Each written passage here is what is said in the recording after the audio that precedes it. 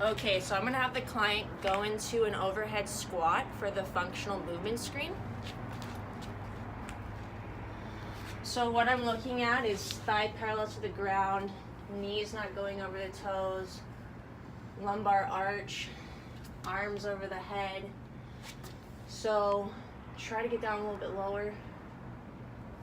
Perfect. Thanks. Next test, we're gonna do the inline lunge. So we're gonna make sure the dowel stays against her butt, her upper back, and her head. So go and descend into the lunge. Also too, her feet are in line. So there you go.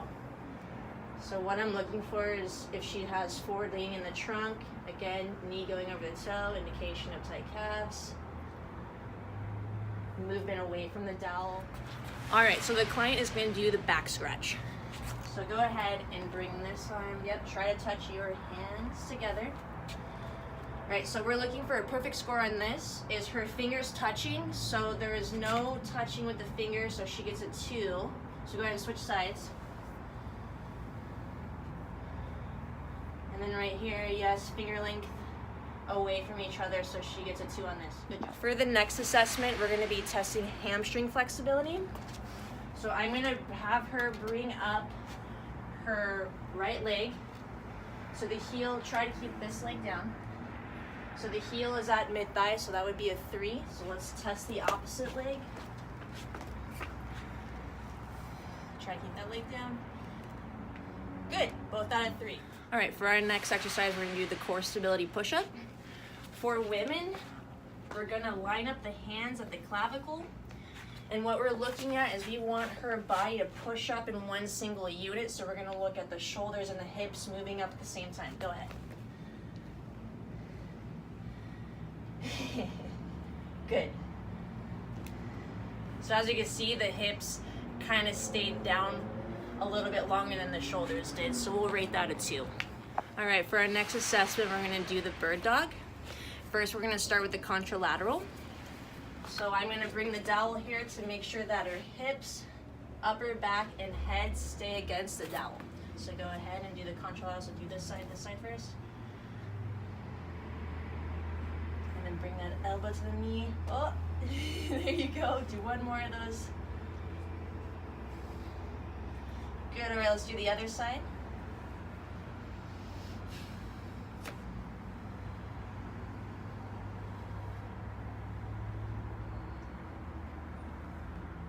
Good, all right, and then for the last one, we're gonna do the unilateral bird dog. This is gonna be a little bit more challenging.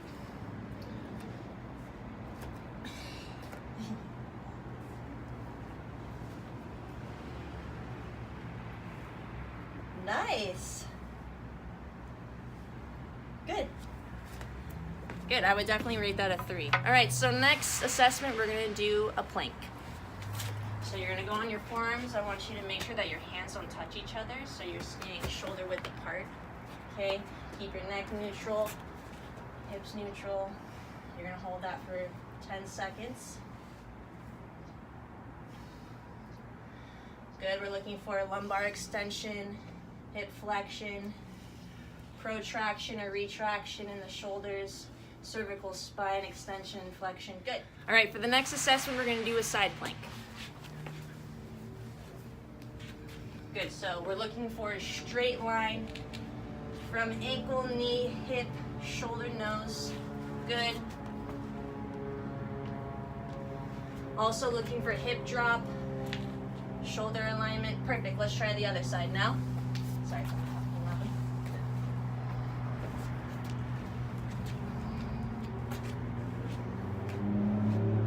Perfect, choose a straight line, laterally. No hip drop, no forward shoulder and neck lateral flexion. Perfect. Next assessment is going to be the isometric sit up. So client is going to have their knees bent, feet on the ground, arms crossed over their chest. They're going to lean back about 30 degrees. Good, right there. I'm going to remove the stick now. You have to hold that. So I'm looking for roundness in the thoracic spine, protraction, of the scap. Good. The first archetype we're going to go over is the one arm overhead press.